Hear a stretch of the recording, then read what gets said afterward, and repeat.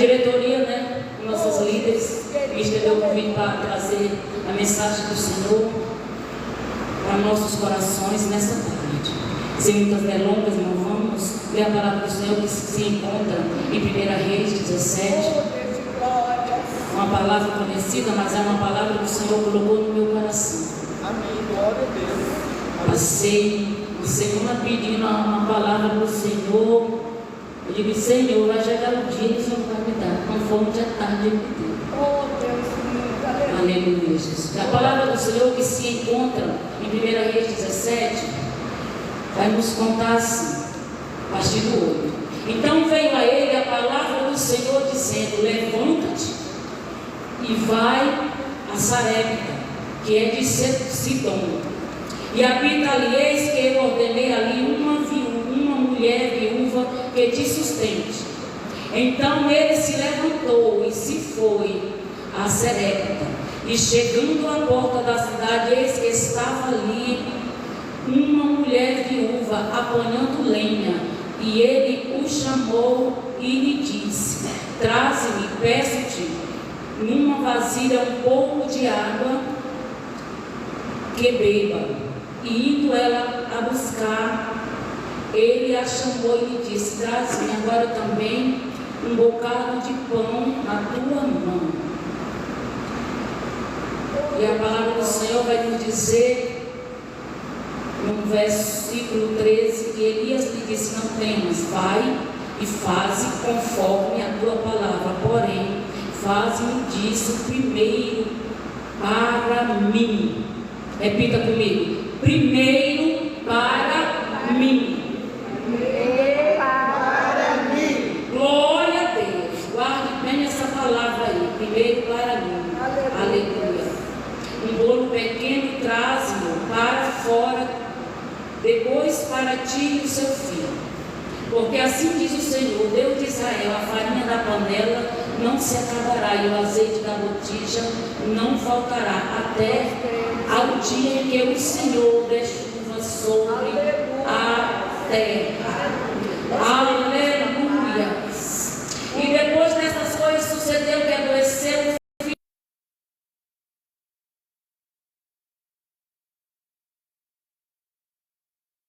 e o fôlego ficou.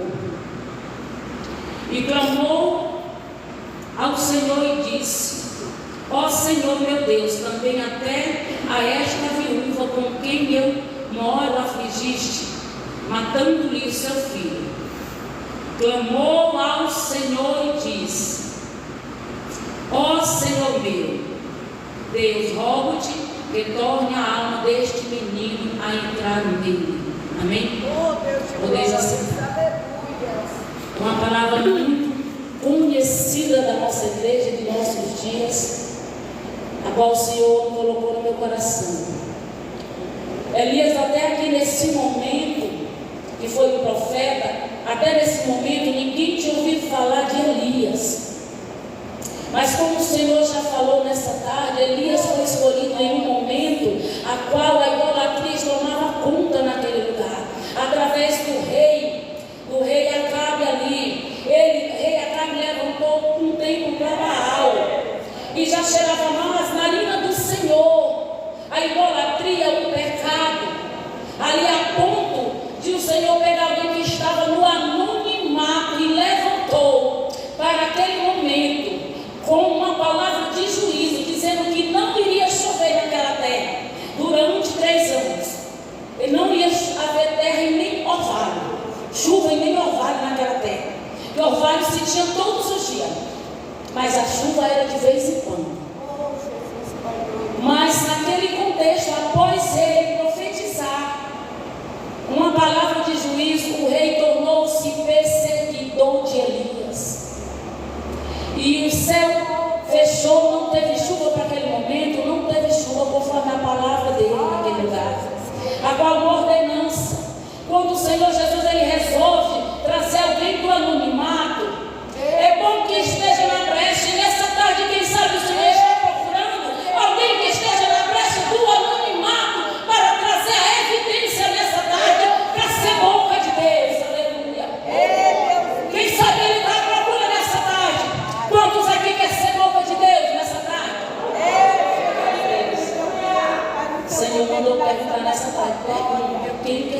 boca de Deus. Jesus querido. Para tudo há um processo. Oh, Deus de glória. Quer ser boca de Deus? Então vamos lá mais adiante. Papai. A palavra do Senhor vai nos dizer que o Senhor manda Elias se esconder. Ele foi para um ribeiro, ali aonde os corvos lhe sustentou pão e ele tomava água dali. O corvo levava pão e água todos os dias para ele. Pão e carne. A água ele bebia do ribeiro. Porém, o ribeiro chegou a secar-se porque não havia chuva. Então, até aí ele estava sem boca de Deus ainda. A palavra que saía da boca dele ainda estava valendo para aquele momento. Porque ainda o povo não tinha reconhecido que era Deus que fazia chover. Porque ele dava como é que se fala assim? Ele dava ênfase, era o Deus Baal. Ele era o Deus da chuva, ele era o Deus da providência. Mas naquele contexto, o Senhor queria mostrar àquele povo, se eles voltassem para ele, voltassem a servir e o adorar, ele faria chover de novo na terra. E ali naquele contexto, o Senhor manda Elias descer para aquela cidade, onde ali ele ia encontrar uma viúva que ele sustentava. E como nós sabemos, viúva naquela época, se ela tivesse filho, a esperança dela era um filho. Viúva naquela época não é como hoje, que as mulheres podem sair para trabalhar, podem ter o seu sustento. Quando as mães hoje em dia sustentam seus filhos, seus lares, sendo a mãe de família, assumindo um lugar a qual antes não podia. Mas naquele momento ali ele manda descer a cidade de Serepta. E o significado dessa palavra Serepta é fundição. E o que nós entendemos por fundição é lugar aonde vai ter um derretimento. Porque é preciso uma formação. Serepta é lugar de forjamento. Serepta é lugar aonde vai ser derretido. Digamos que vamos, para nós fazermos algo de ferro, é necessário aquecer o fogo para que possa derreter o ferro e fazer uma fundição. Então Serepta quer dizer terra de fundição. E o Senhor manda Elias descer para aquela terra, porque ali havia uma viúva que ia lhe sustentar. Ao chegar na porta da cidade, ele encontra realmente essa viúva juntando graveto. Ele poderia realmente ver o que isso fosse. Eu ia entender que o Senhor estava mandando eu ir para um lugar onde teria abundância, víveres em abundância. Mas o Senhor mandou ele ali naquele lugar para ser sustentado por alguém que não tinha. Oh, Deus tremendo. Porque havia necessidade que o Senhor mostrasse mais uma vez que Ele era Deus. E que Ele é Deus. E que Ele vai continuar sendo Deus. Independente da terra de fundição que você está, independente do deserto que você está, independente da chuva não estar caindo, até nasceu, mas ainda não deu fruto. Independente de tudo, Ele é nessa situação que Ele vai mostrar que Ele é Deus e o poder dele pode crescer. Até aqui você ainda quer ser boca de Deus? Diminuiu, tá vendo? Vou perguntar de novo. Até aqui você ainda quer ser boca de Deus? Então vamos nos preparar, porque se nós vamos ser boca de Deus, nós vamos ter que passar lá na terra de fundição. A palavra do Senhor vai nos contar que aquela viúva juntava 2 gravetos. Iria fazer apenas um bolo para ela, para o filho dela. A esperança dela já tinha acabado de comer e ia esperar a morte. Mas o Senhor enviou aquele homem ali para ser boca de Deus, para ser profeta e profetizar na vida dela que a farinha da panela não ia acabar e nem o azeite. Jesus querido. Realmente foi isso que aconteceu. A palavra do Senhor não disse que foi feito estoque, mas creio eu que todos os dias que ela pregava, o Senhor dava porção do dia, assim como Ele deu no deserto. Ele não deixou faltar a porção do dia. Todos os dias ela tirava, fazia, ele se alimentava. Quando ela ia no outro dia, tinha ali. Porque o Senhor Jesus, Ele zela pela sua palavra. E quando Ele promete que vai acontecer, vai acontecer. Agora a necessidade que nós descemos um pouco mais perto, a necessidade que nós vamos nessa terra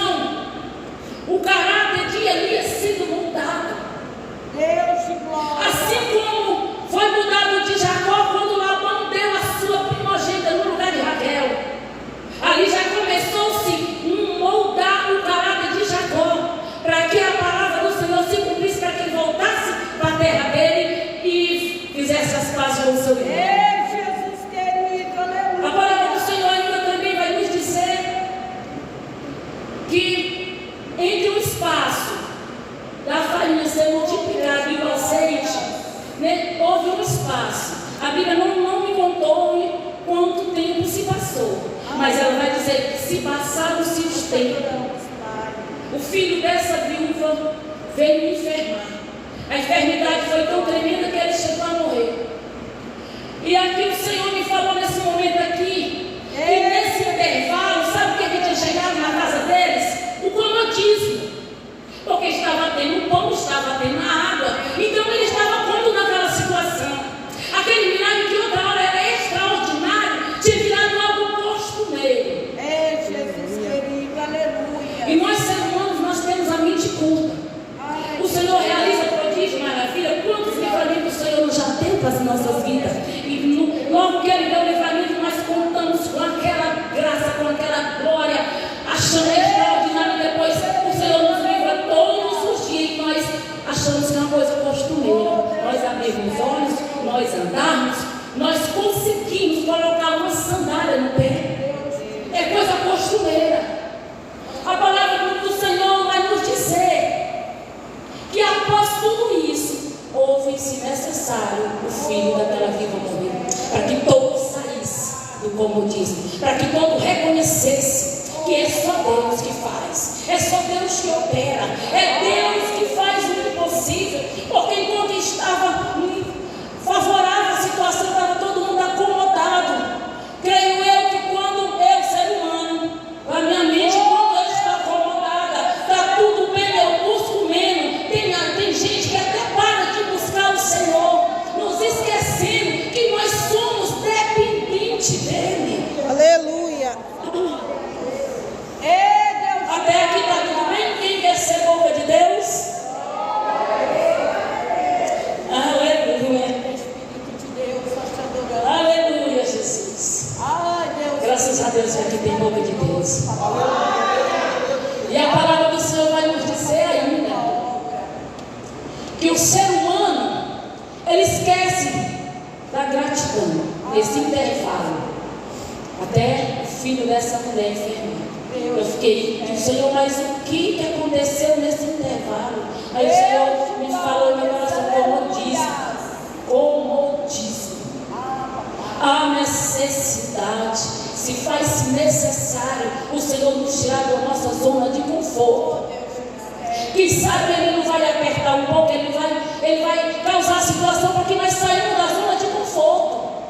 Esse dia, a nossa irmã, ela sempre usa, né, os agrilhões, né, nós usamos, né? A nossa irmã Catiel, ela usou os agrilhões para levar, para ficar na posição que Deus quer. Mas aqui nesse momento aqui, o Senhor está querendo nos usar para ser boca de Deus.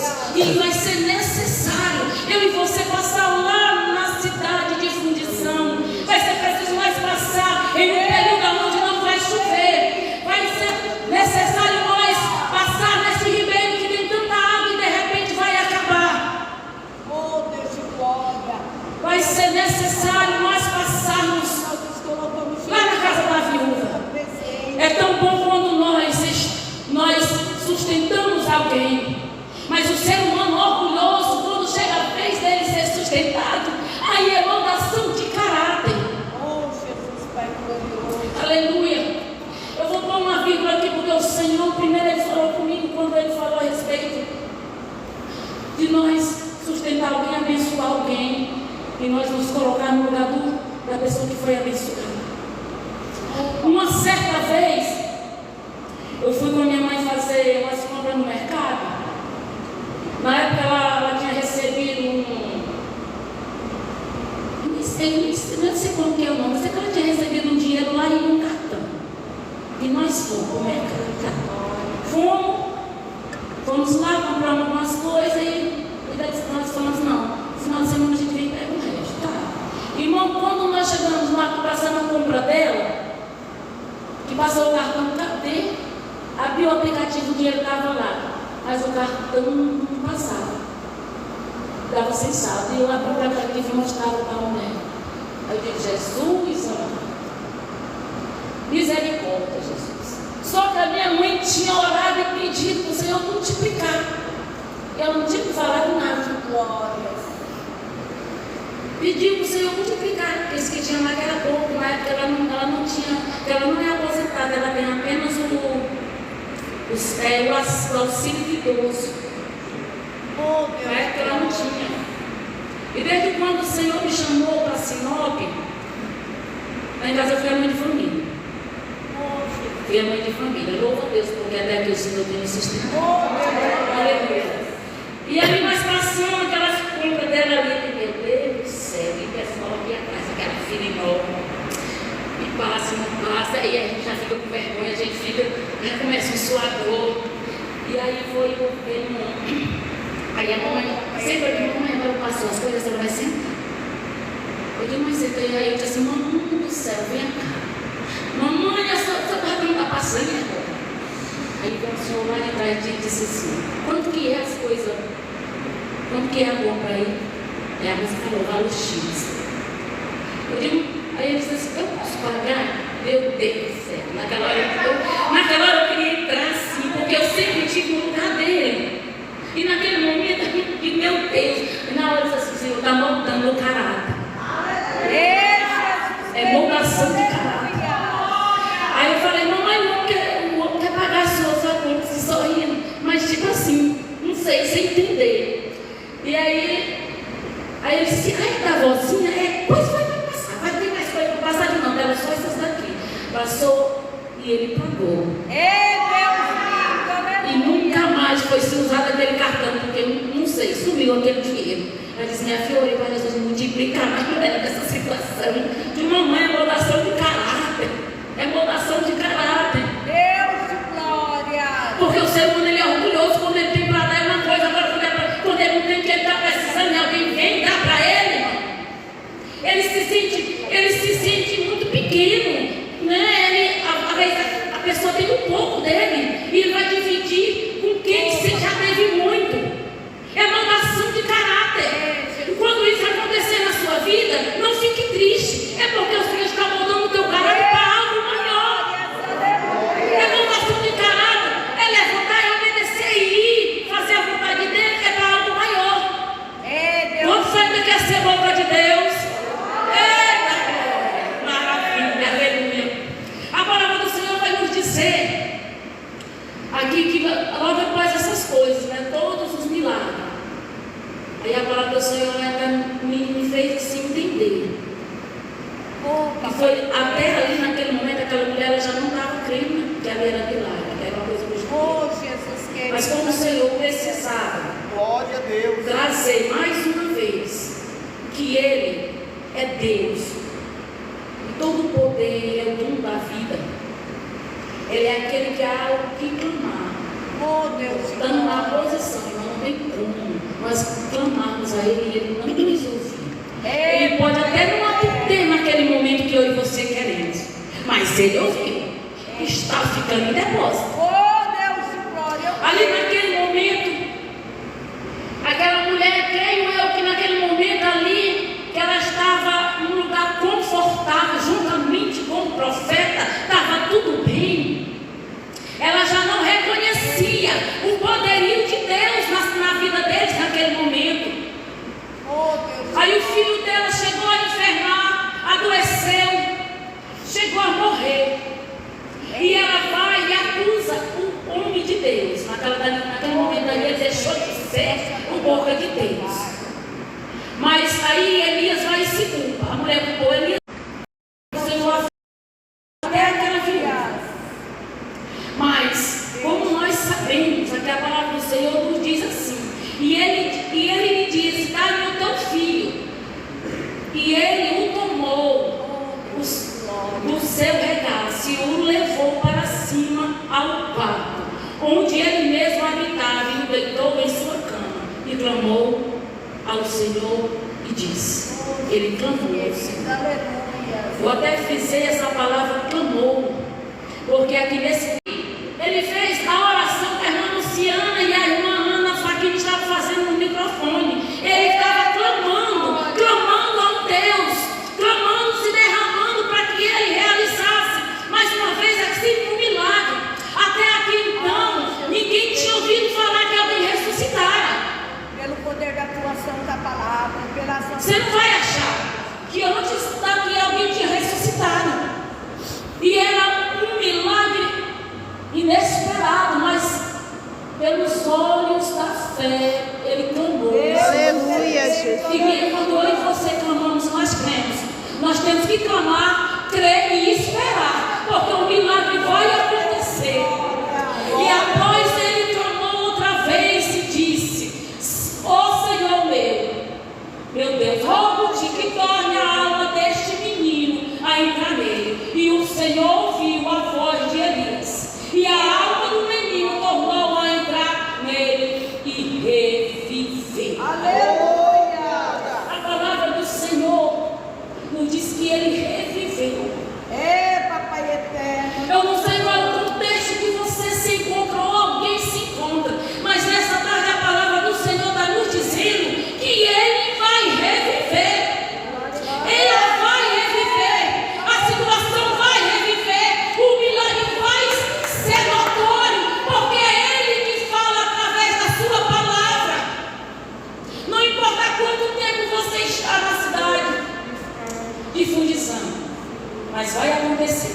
E após ali, Elias tomou o menino e o trouxe do quarto, a casa, e o deu à sua mão e disse: Elias, vês aí, teu filho vive. Eu creio. Eu creio. Eu creio que filhos vão reviver. Eu profetizo filhos revivendo na presença do Senhor. E essa profecia vai alcançar o meu lar. Eu creio porque toda vez que eu leio a palavra do Senhor, Ele me garante. Ele está me garantindo que os filhos vão reviver. Os meus filhos vão reviver. E nessa tarde eu não sei alguém que você colocou na presença do Senhor e que ainda não chegou, Ele vai reviver. Quantos creem assim? Ele vai reviver. Porque a palavra do Senhor está nos garantindo nessa tarde. E agora tu. E então a mulher disse a Elias: nisto conheço agora que tu és o homem de Deus, e que a palavra do Senhor na tua boca é verdade. Aleluia. Ai, Jesus querido. Quantos ainda crescer? Ai, povo de Deus, nessa tarde. Aleluia.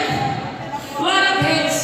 E aqui, nesse momento aqui, a palavra do Senhor vai nos dizer que quem é povo de Deus, quem é povo de Deus, que quem representa Deus, aonde ele chega, ele faz a diferença, seja no momento de escassez, seja no momento de abundância, seja em um contexto aonde não tem vida, aonde já tem ossos sequíssimos. Quando alguém